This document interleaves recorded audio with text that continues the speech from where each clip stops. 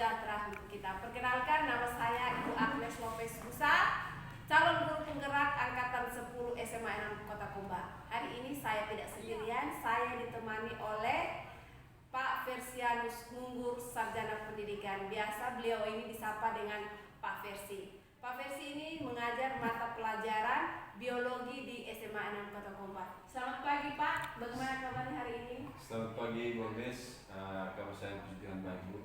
Luar biasa ya Pak, hari ini sehat. Baik,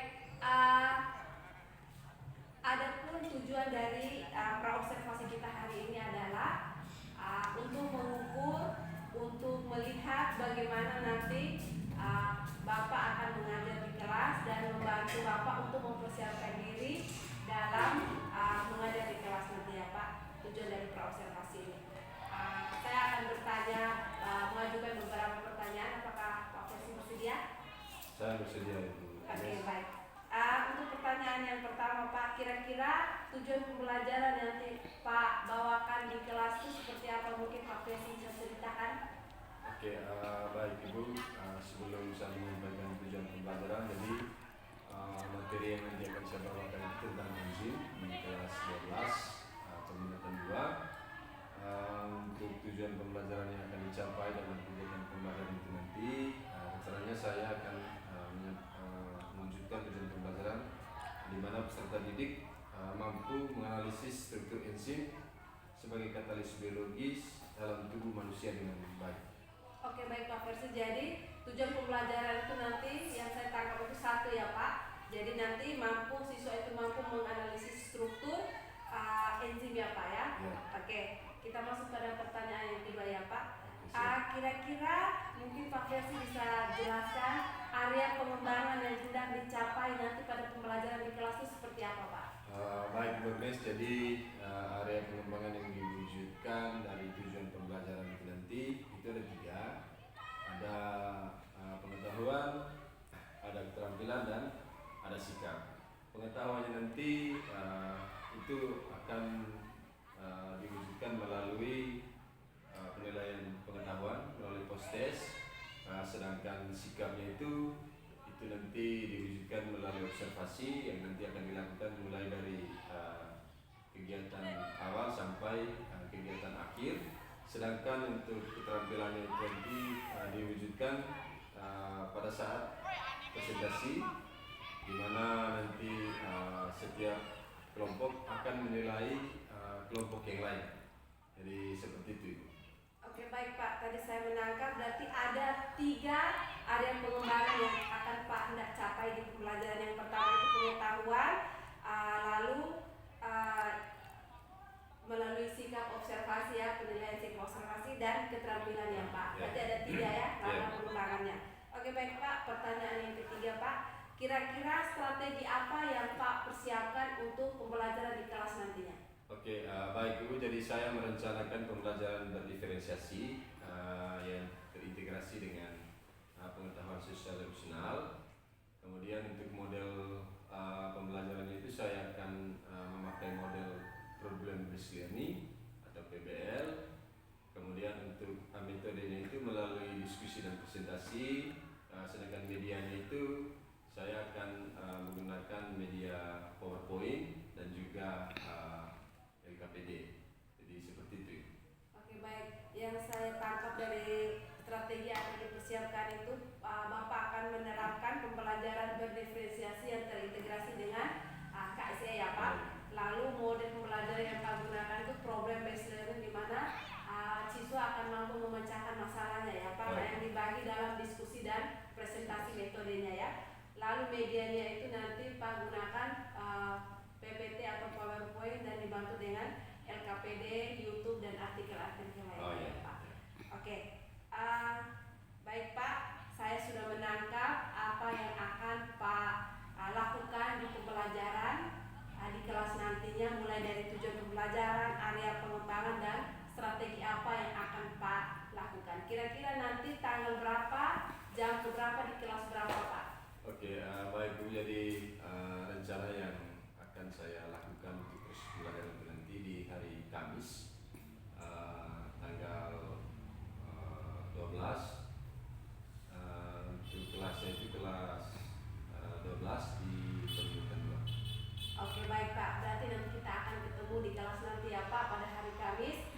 depan ya Pak, Ya. di jam jam pertama dan kedua. jam pertama dan kedua ya Pak ya.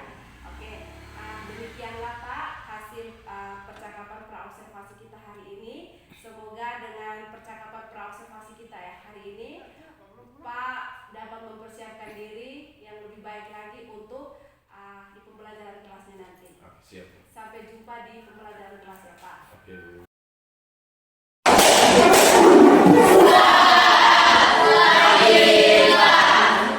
Baik, selamat pagi. Kita memulai dan melanjutkan kegiatan pembelajaran kita hari ini. Kita awali dengan doa. Silakan Anda untuk memimpin kita dalam doa.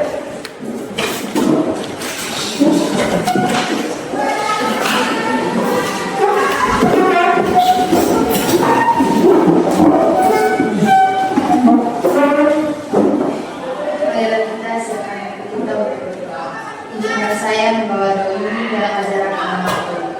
Dalam nama Bapa, selamat dari Tuhan Yesus Kristus, puji segala syukur kami aturkan kepadamu atas segala limpahan rahmat kasih yang Kau berikan kepada kami pada pagi hari ini, sehingga kami dapat berkumpul kembali di tempat ini. Tuhan Yesus Kristus, minta bagi kami akan melihat aktivitas kami sebagai belajar maupun mengajar. Kami membangun dan Tuhan, curahkan Roh Kudus-Mu atas diri kami, agar apa yang kami dengarkan pada hari ini bisa bermanfaat bagi kami kelak di masa depan. Tuhan Yesus, nama kami puji, ini dan sepanjang segala abad. Amin. Dalam nama Bapa, Baik, terima kasih. Oke, sebelum lanjut saya ambil absen terlebih dahulu. Semuanya hadir? Saya Kak. Ya. Ya Kak.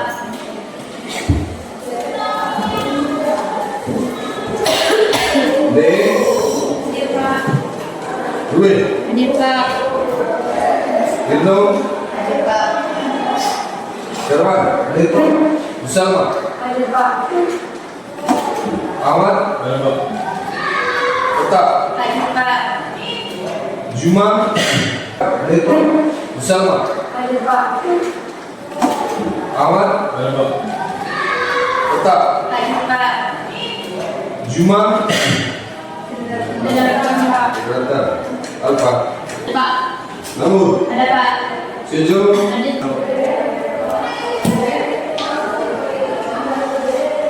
Ujo. Hadir Pak. Indrawatila. Ada Pak. Moga. Ada Pak. Jadi tahu. Baik sudah. Selamat bertemu kembali. Bagaimana keluarga dari hari ini? Semua dalam keadaan baik-baik? Syukur kalau semuanya dalam keadaan baik-baik. Hari ini kita akan memulai seluruhan kegiatan pembelajaran. Ini pertemuan pertama ya, di kelas 11 ini. Jadi untuk tema atau materi pertama untuk kelas 12 yang akan nanti kita pelajari itu tentang apa ini? Enzim dan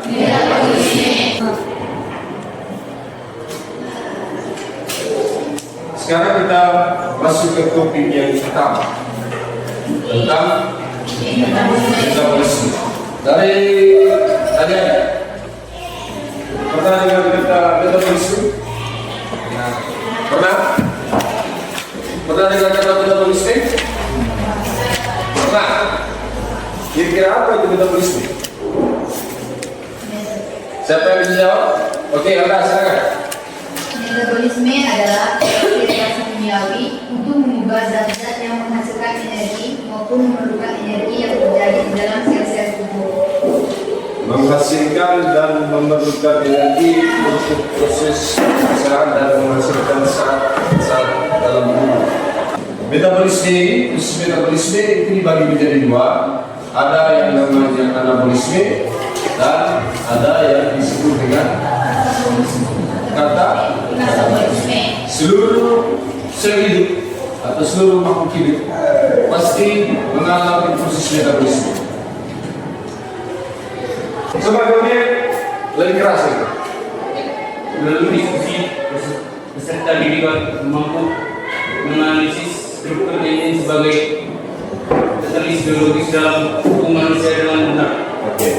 Jadi melalui diskusi peserta didik mampu menganalisis struktur enzim sebagai katalis biologi dalam tubuh manusia dengan benar. Dan ini adalah tujuan yang nanti akan kita capai dalam proses pembelajaran ini.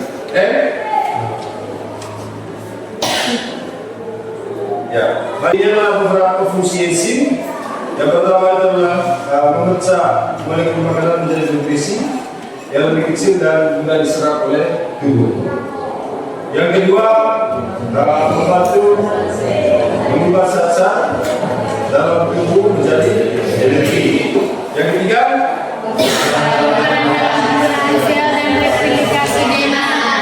ya, ini adalah fungsi enzim. Dalam kaitannya proses yang terjadi di dalam tubuh.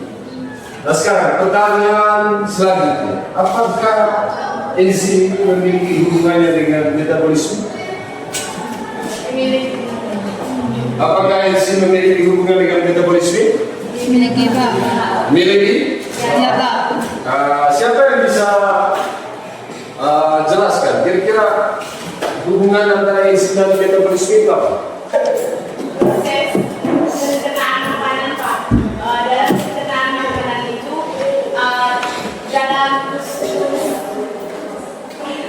Siapa?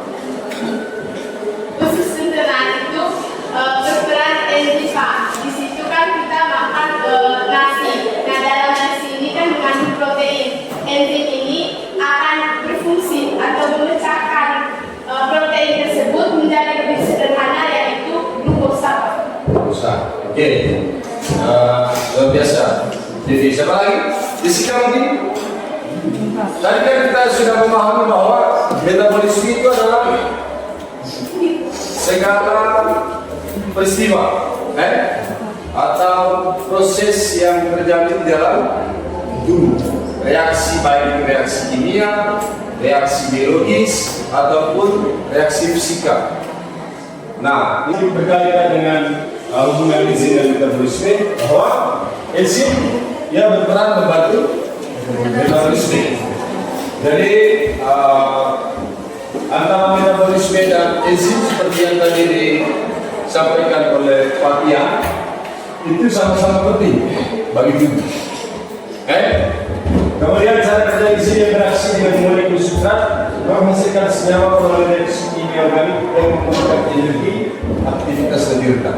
Jadi dalam kaitannya bahwa untuk proses pemecahan molekul atau proses kerja enzim dia membutuhkan energi yang rendah, tidak membutuhkan energi yang tinggi, sehingga prosesnya itu begitu cepat.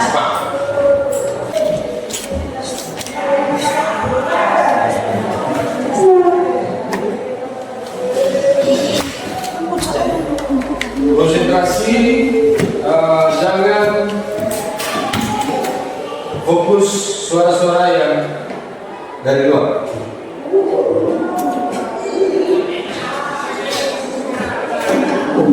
Silakan yang pertama itu relax tangannya di atas meja, kemudian sambil mendengarkan musik.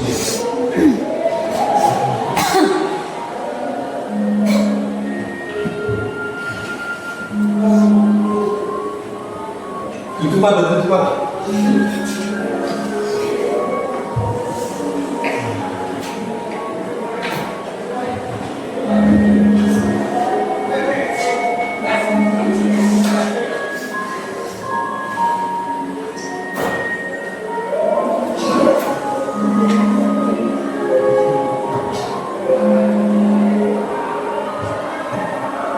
Tarik nafas dalam-dalam. Kemudian rasakan udara yang masuk dan keluar.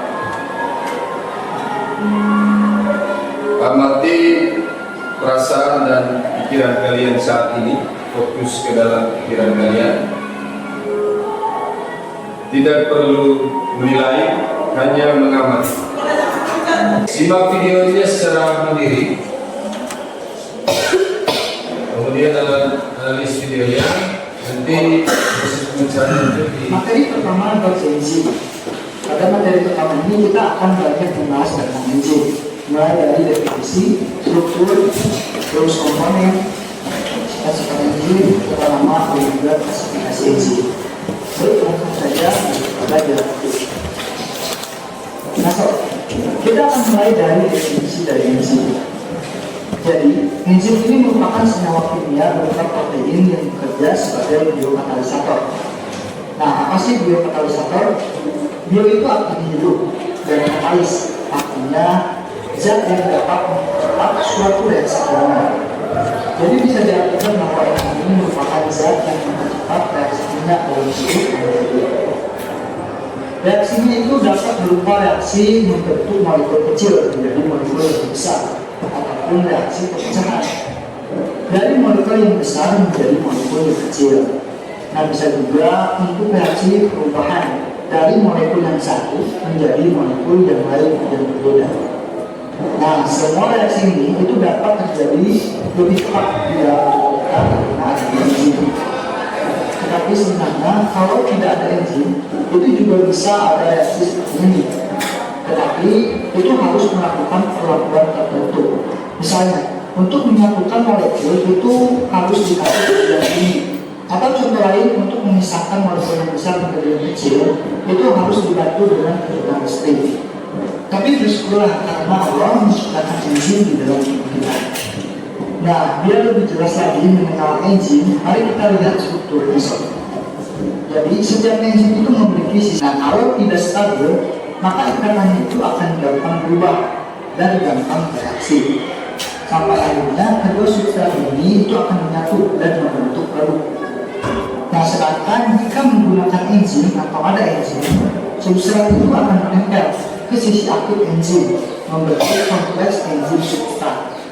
Nah, di sisi aktif ini, kedua substrat ini akan dibuat tidak stabil, terus mengalami perubahan ikatan dan akhirnya bisa menyatu serta membentuklah produk.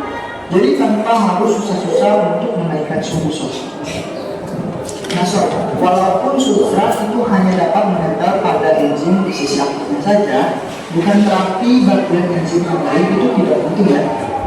Ingat, enzim ini merupakan protein yang tersusun atas rantai asam amino yang saling terhubung. Jadi kalau ada perubahan di salah satu sisinya, itu akan mempengaruhi sisi aktifnya juga. Jadi akan mempengaruhi rusak atau tidaknya enzim. Oke, sampai sini artinya kita sudah berhasil mempelajari definisi dan juga struktur dari enzim. Berikutnya kita akan mempelajari komponen penyusun enzim. Nah, jika berdasarkan komponen penyusun enzim, ini bisa dibedakan menjadi enzim sederhana dan juga enzim kompleks atau koenzim. Enzim sederhana itu hanya tersusun atas protein saja. Jadi sisi aktifnya itu adalah bagian dari proteinnya itu sendiri. Sedangkan kalau koenzim itu tersusun atas dua komponen. Itu ada komponen protein dan juga bagian non protein. Nah, bagian protein itu disebut dengan haploenzim. Sedangkan bagian non protein itu disebut dengan kofaktor yang dimana membentuk sisi aktif. Nah, kalau koenzim itu tanpa kofaktor itu akan bersifat inaktif atau tidak bisa bekerja. Sama juga kalau koenzimnya kelompok 2 dan ini kelompok 3. Jadi setiap kelompok satunya itu ya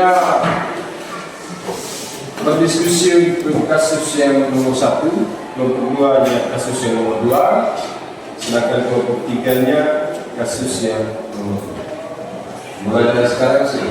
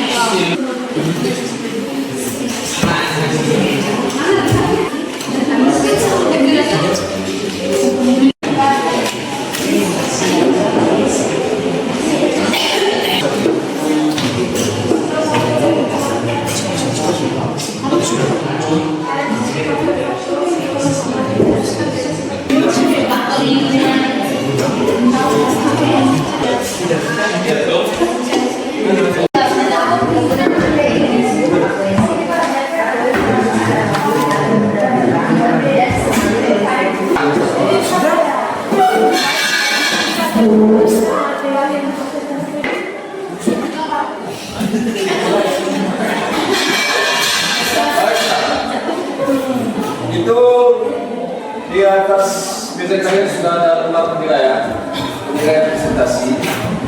Nanti untuk presentasi kelompok 1 dinilai oleh kelompok 2.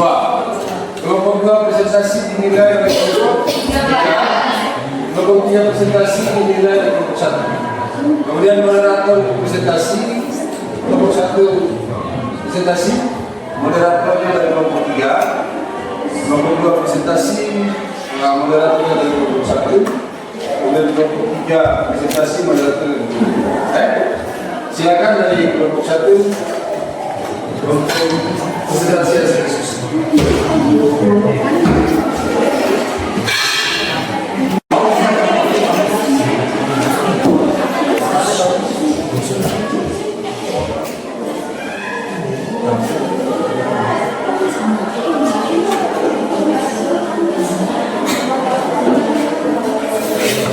Selamat pagi untuk kita semua. Lagi.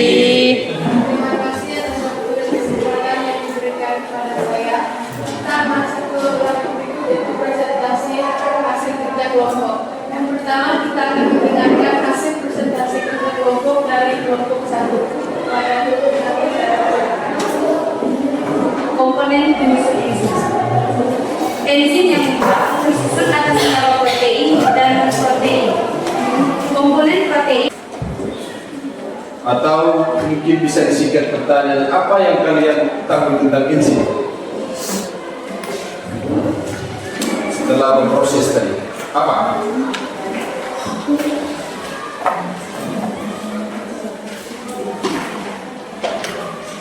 Silakan dengan. Baik, terima kasih atas waktu dan kesempatan yang diberikan kepada saya. Yang saya dapat mengerti pada pelajaran hari ini yaitu tentang definisi enzim, cara kerja enzim, dan juga faktor-faktor yang mempengaruhi kerja enzim. Oke, tentang menentukan. Sesi dalam itu sangat penting, yaitu membentuk menghasilkan racun, memecahkan partikel makanan selama proses pencernaan, enzim berproduksi di dalam tubuh, misalnya itu adalah enzim yang dibutuhkan dalam sistem pencernaan. Kemudian, jika kondisi lingkungan atau suhu berubah drastis, enzim kehilangan aktivitasnya dan melakukan rusak. Selain itu, enzim dapat terdegradasi oleh zat-zat tertentu seperti racun obat-obatan yang masuk ke dalam tubuh. Kemudian enzim tidak habis dipakai, atau tidak habis digunakan dalam setiap reaksi. Sehingga tadi kalian semua memahami bahwa tubuh membutuhkan enzim banyak atau sedikit? Sedikit. Karena dia harus pakai. Dia setelah reaksi maka enzim yang sama nanti akan bereaksi dengan zat yang baru lagi. Tidak habis digunakan. Jadi itu kesimpulannya bahwa enzim sifatnya termolekul dan dibutuhkan dalam jumlah yang sedikit. Individu. Nanti teknika saja tinggal tulis nama. Saya kasih kalian waktu 5 menit untuk mengerjakan soal.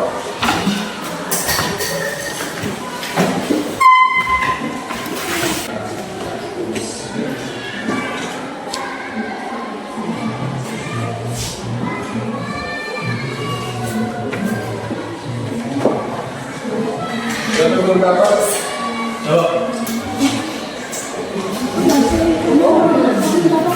Pak, langsung jawab ICE. Langsung dicari suara.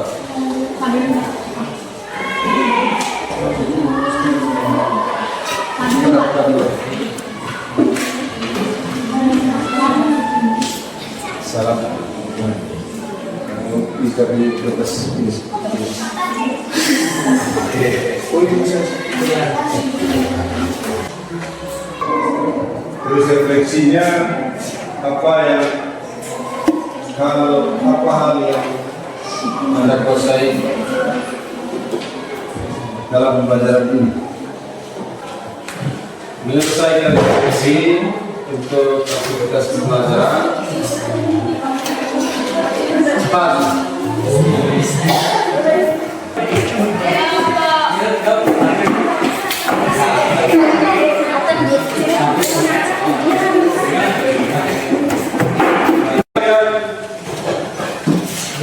Menyelesaikan refleksi, maka kegiatan pembelajaran kita ini sudah selesai. Dan untuk lebih maksimal lagi, kalian punya pemahaman terkait dengan izin. Untuk pertemuan berikutnya kita akan melakukan analisis praktikum lewat video itu. Nah, memang kita punya peralatan tidak mendukung. Ya Pak. Sekarang kita tutup pembelajaran kita hari ini. Kalau tadi diawali dengan doa, maka ditutup juga dengan doa. Saya kembali meminta kesediaan Allah untuk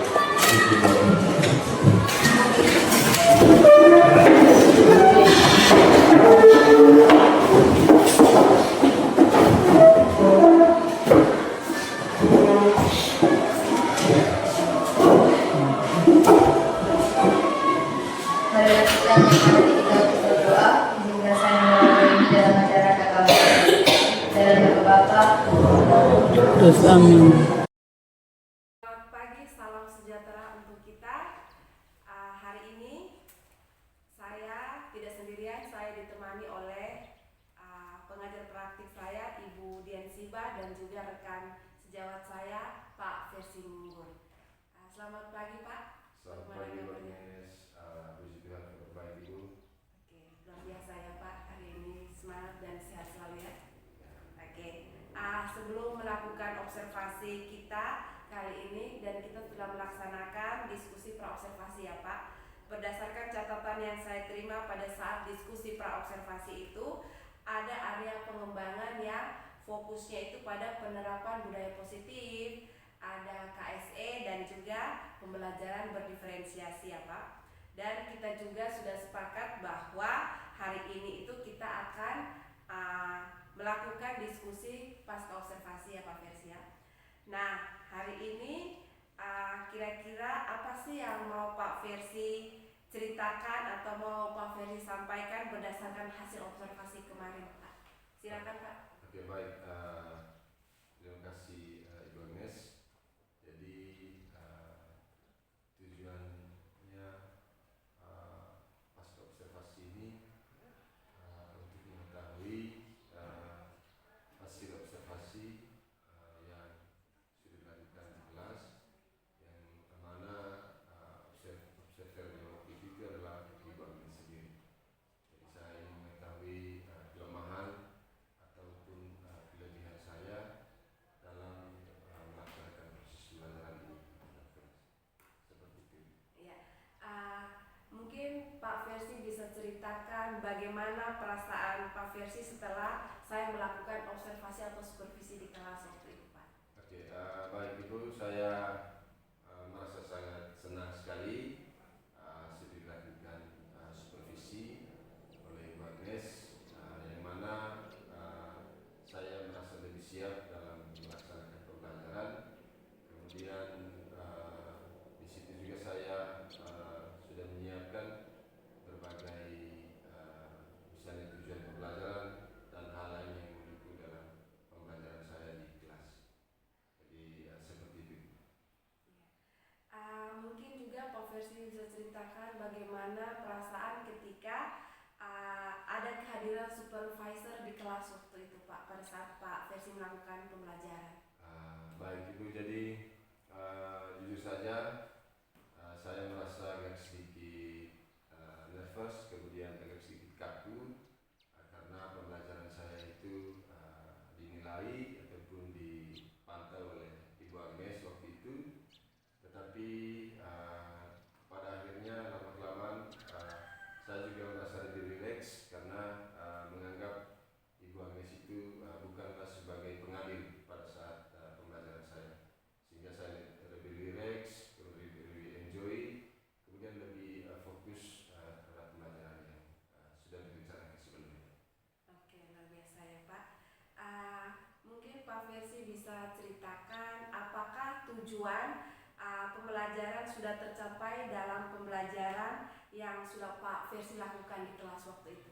Oke, baik Ibu, dari tujuan pembelajaran yang saya rencanakan untuk materi yang saya ajarkan di kelas, jujur saja untuk ketercapaiannya itu tidak semua siswa tercapai atau mencapai tujuan pembelajaran tersebut. Dari 30 siswa itu ada 5 siswa yang belum tercapai, sedangkan 25 lainnya itu sudah tercapai, dan hal itu berdasarkan hasil penilaian yang sudah dilakukan pada saat pembelajaran berlangsung.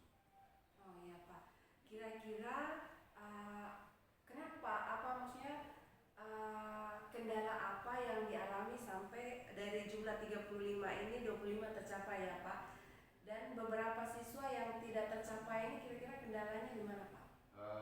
Dari pantauan yang saya temukan dari proses pembelajaran itu, ada beberapa hal yang menjadi indikator tidak tercapai dari 5 peserta didik tersebut, yang mana salah satunya peserta didik tidak menguasai materi, kemudian terkadang kelihatannya itu mereka apatis atau masa bodoh ketika proses pembelajaran berlangsung, karena dalam pembelajaran yang saya terapkan itu metode yang saya gunakan itu adalah metode diskusi, di mana siswa itu proses pembelajaran itu berdasarkan kelompok, nanti mereka berdiskusi. Jadi 5 siswa itu tersebar di 4 kelompok yang sudah dibagikan, dan kelihatannya dari 5 siswa itu kelihatannya masih bodoh atau apatis dengan teman-teman lain yang melakukan diskusi. Itu menjadi penyebab utama kenapa mereka tidak mencapai tujuan pembelajaran yang direncanakan. Seperti itu. Ya, Pak. Berarti mungkin kira-kira Pak Versi bisa menceritakan kembali bagaimana upaya yang sudah Pak lakukan ketika mengalami hal seperti itu di pembelajaran di kelas, dan mewujudkan ketercapaian dari tujuan pembelajaran itu Pak. Oke, baik Ibu. Jadi untuk mengatasi 5 siswa yang tadi tidak tercapai, upaya yang nanti akan saya lakukan untuk kegiatan pembelajaran selanjutnya itu nanti akan memperhatikan secara serius, kemudian nanti direncanakan juga kelompok-kelompok yang nanti akan ditentukan itu tidak kelompok itu lagi, tapi dibuat bentuk kelompok baru, sehingga meyakinkan atau memungkinkan semua siswa itu terlibat, karena memang pembagian kelompok kemarin itu memang ada yang memiliki kemampuan lebih, ada yang memiliki kemampuan kurang, sehingga kemampuan yang siswa yang memiliki kemampuan kurang ini itu dia lebih condong hanya menunggu hasil saja, hanya menunggu hasil, tidak terlibat, sehingga itu menjadi penyebabnya, sehingga untuk kegiatan selanjutnya mungkin pembagiannya itu lebih heterogen lagi. Jadi seperti itu. Baik Pak. Apakah ketika melakukan tujuan pembelajaran di kelas itu Pak sudah melakukan pemetaan, sehingga tadi seperti yang sudah Pak alami itu ada 5 siswa yang tidak tercapai ya Pak. Yeah. Jadi apakah Pak sudah melakukan pemetaan berdasarkan kebutuhan peserta didik itu Pak? Baik Ibu, terima kasih. Jadi untuk pemetaannya itu sudah dilakukan, tapi karena memang ini kelas bawaan dari kelas 2 ke kelas 3, pemetaan yang saya lakukan itu terjadi di kelas 11 kemarin, dan saya mengakui bahwa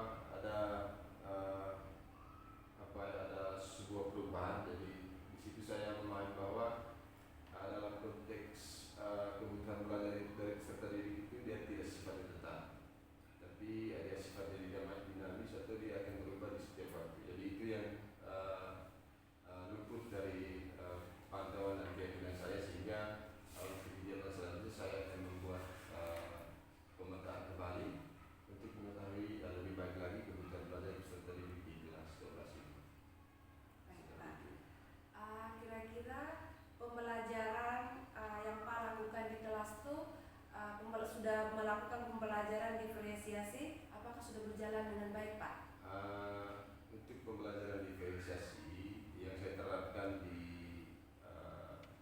kelas kemarin itu hanya dua jenis diferensiasi, ada diferensiasi konten dan juga ada diferensiasi proses. Diferensiasi konten kemarin itu saya menggunakan artikel ilmiah yang didapatkan dari Google. Kemudian untuk topik artikelnya itu bervariasi, tapi masih ada kaitan dengan materi pelajaran. Kemudian saya menggunakan YouTube. Kemudian poster, foto-foto itu untuk kontennya, sedangkan prosesnya itu melalui diskusi, kemudian melalui presentasi. Kemudian proses belajar itu di mana pembagian kelompok kemarin, setiap kelompok itu mereka karena metode model PBL mereka menyelesaikan masalah yang terjadi. Itu berkaitan dengan proses seperti itu. Baik Pak. Mungkin Pak bisa menceritakan, Pak Versi bisa menceritakan apakah pembelajaran sosial emosional ini sudah diterapkan juga di dalam pembelajaran di kelas? Untuk pembelajaran sosial emosionalnya dari 5 indikator itu yang diterapkan itu hanya beberapa saja. Ada kesadaran diri, ada manajemen, ada penyampaian komunikasi yang bertanggung jawab. Tiga saja yang saya terapkan, tapi sudah berjalan dengan baik. Itu dalam kegiatan pendahuluan itu diawali dengan doa, kemudian mengingatkan kembali keyakinan kelas berkaitan dengan budaya positif itu, kemudian absensi, menanyakan kabar, itu sudah dilakukan. Luar biasa ya Pak, sudah Pak terapkan semua pembelajaran sosial emosional ini di kelas ya Pak. Mungkin Pak Versi juga bisa menceritakan apakah budaya positif juga sudah diterapkan selama pembelajaran di kelas Pak? Oke, baik Ibu. Jadi untuk budaya positif sendiri, saya di awal pembelajaran itu saya sudah mengkomunikasikan dengan peserta didik atau membuat sebuah keyakinan dalam proses pembelajaran. Dan itu juga saya sudah lakukan dalam proses pembelajaran yang kemarin itu, di mana sebelum menyampaikan tujuan pembelajaran, saya sudah mengingatkan kembali berkaitan dengan keyakinan yang sudah disepakati sebelumnya, agar keyakinan itu menjadi real atau menjadi satu patokan untuk proses pembelajaran yang berlangsung dalam kelas. Baik Pak. Kira-kira selama Pak menerapkan budaya positif ini dari kelas yang Pak melakukan pembelajaran itu, apakah ada yang melanggar itu budaya positif itu Pak? Dari 35 siswa ini Pak. Baik, itu untuk siswa dan peserta didik melanggar ataupun tidak mematuhi keyakinan yang sudah disepakati itu dari beberapa itu sudah memang ada, tetapi tidak terlalu sifatnya ekstrim, masih bisa diantisipasi kemarin itu, karena memang keyakinan kelas itu tidak diingatkan oleh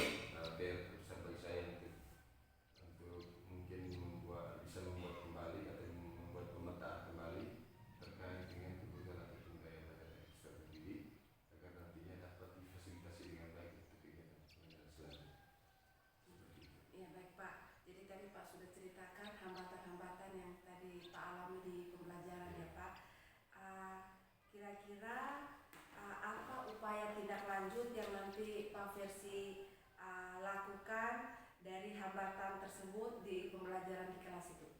Oke, yang pertama tadi itu Ibu, apa yang dilakukan itu saya dari diri saya untuk memaksimal kembali, kemudian membuat sebuah konsistensi dalam proses pembelajaran agar dapat kemudian membuat pemetaan kembali agar dapat mengakses atau memfasilitasi kebutuhan peserta didik agar memperbaiki kualitas ataupun memperbaiki nilai atau pengetahuan tercapai dari peserta didik yang sebelumnya dipantau belum tercapai. Jadi itu nanti mungkin wujud nyata saya, upaya nyata yang nanti akan dilakukan di pelajaran ataupun pertemuan-pertemuan selanjutnya. Mungkin tidak hanya di kelas 12 ini, tapi saya akan terapkan di kelas-kelas yang lain. Seperti itu. Luar biasa ya Pak. Pak Versi bisa ceritakan atau bisa memberikan refleksi dari hasil diskusi mulai dari praobservasi, lalu kita sudah sama-sama melakukan observasi di kelas dan sampai pada pasca observasi ini. Oke, baik Ibu. Jadi dari sekian banyak apa yang dari 3 yang sudah kita lakukan bersama ini, mulai dari pasca observasi sampai mulai dari observasi kemarin, kemudian kita laksanakan di kelas bersama Ibu di observasi, kemudian sekarang dilakukan sebuah percakapan pasca observasi. Itu bagi saya sebuah hal yang luar biasa, karena memang di sini dari sekian banyak apa yang saya temukan itu atau apa yang saya dapatkan dari atau dari percakapan ini, saya mengetahui terkait dengan kesiapan saya, kemudian membuat saya lebih bertanggung jawab terhadap proses pembelajaran, karena harus menyiapkan secara serius, kemudian memperhatikan sebaik mungkin siswa dalam proses belajar. Kemudian saya juga bisa lebih memahami kelemahan saya dalam proses pembelajaran, kemudian merencanakan strategi ataupun upaya-upaya yang dilakukan untuk memperbaiki hambatan atau untuk memperbaiki hal-hal yang belum maksimal di pembelajaran sebelumnya untuk dapat diperbaiki di pembelajaran selanjutnya. Kemudian hal baiknya juga itu, di sini saya lebih memahami dengan baik bagaimana konsep belajar ataupun peran guru sesungguhnya dalam proses belajar sebenarnya. Itu saya memahami dari proses ini, proses yang kita sudah lalui bersama sampai pada hari. Jadi seperti itu. Terima kasih Pak Versi. Luar biasa, hari ini Pak Versi sudah menyediakan meluangkan waktu untuk kita mengevaluasi, melakukan pasca observasi kita kali ini ya. Mulai dari diskusi, lalu kita melakukan observasi di kelas, dan hari ini terakhir kita melakukan pasca observasi untuk mengevaluasi apa yang sudah Pak Versi lakukan di kelas. Dan saya sangat apresiasi dengan apa yang sudah Pak Versi capai di dalam kelas, mulai dari waktu observasi saya melihat dari tahap awal, lalu inti dan penutup itu dengan hasil diskusi yang sudah kita lakukan itu semua tercapai ya Pak, mulai dari area pengembangannya, lalu ada strategi dan model pembelajarannya itu sudah Pak laksanakan semua di kelas. Luar biasa Pak untuk observasi hari ini. Terima kasih untuk waktu dan kesempatan kita sudah melakukan diskusi. Oke, hari ini terima kasih banyak kepada Pak Versi yang sudah bersama-sama dengan saya dan bisa memberikan apa yang sudah dilakukan di kelas pada saat observasi kelas. Dan kali ini saya tidak sendirian, saya meminta pendapat dari pengajar praktik saya, mulai dari diskusi pasca pra-observasi, observasi kelas, dan pasca observasi. Untuk itu, waktu dan kesempatan saya berikan kepada Ibu Dia. Oke, baik. Tepuk tangan tangan dulu untuk saya. Baik, luar biasa sekali untuk proses diskusinya pada hari ini, di mana saya menilai keterampilan coaching dari Ibu Agnes itu sudah luar biasa. Tetapi sebagai manusia tentu kita punya kekurangan sedikit, tetapi saya tidak mau menyampaikan pendapat saya dulu dalam seksi refleksi ini. Saya mau menggali dari Ibu Agnes sendiri dulu. Menurut Ibu Agnes, ini dari proses diskusi pasca observasi bersama Pak Versi ini, perasaannya itu seperti apa sih? Ya, baik Ibu, perasaan saya ketika melakukan diskusi, melakukan pra dan pasca itu saya merasa luar biasa, sangat senang karena bisa berbagi ilmu yang saya dapat dengan rekan sejawat saya. Baik, menurut Ibu Agnes dari diskusi pasca observasi kita, jangan sebut dulu yang pra, yang kita sudah lakukan sekarang. Dan itu menurut kalau Ibu Agnes mau menilai keterampilan Ibu Agnes dalam coaching itu seperti apa kalau Ibu Agnes menilainya? Oke, baik Ibu, kalau saya menilai keterampilan yang sudah saya capai, kalau diberi range ya Ibu, Iya. kalau diberi range itu mungkin saya masih di range 8 Bu, karena kalau panas 1 sampai 10 mungkin saat ini saya masih berada di angka 8 ya Bu, karena memang untuk sebagai supervisor atau coaching ini membutuhkan kesiapan diri, keahlian juga Bu, dan mengajukan beberapa pertanyaan yang bisa memberikan jawaban yang baik. Dari range yang ditentukan oleh Ibu Agnes itu range-nya 8. Menurut Ibu Agnes itu kira-kira dari keterampilan coaching yang sudah dimiliki Ibu Agnes itu kelemahannya itu ada di mana? Ya, kira-kira menurut saya mungkin kelemahan saya itu saya yang pertama ya Bu, kelemahan saya itu mungkin belum terlalu menangkap apa yang diberikan oleh coach saya ini, sehingga ketika saya mau memberikan lagi pertanyaan itu menjadi kendala buat saya di situ Pak. Oke, baik, luar biasa. Kira-kira nanti dari kelemahan yang ada, mungkin nanti untuk mengembangkan keterampilan Ibu Agnes dalam menggalikan informasi dari coaching itu nanti itu di mana yang harus dikembangkan? Ya, mungkin yang akan saya kembangkan lagi itu saya terus melatih diri saya Bu, melatih diri saya untuk memiliki pemikiran yang kritis tentang pertanyaan-pertanyaan itu Bu. Itu nanti yang melibatkan di situ siapa? Yang nanti saya libatkan lagi mungkin nanti saya mengajak beberapa rekan sejawat saya untuk kita berdiskusi lagi untuk meningkatkan kemampuan coaching saya. Kapan tuh kira-kira kesana? Dalam ya sekitar bulan Oktober mungkin Bu. Bulan Oktober. Ya, 2024 sekitar tanggal 10 begitu Bu. Oke, baik. Terima kasih banyak Ibu Agnes.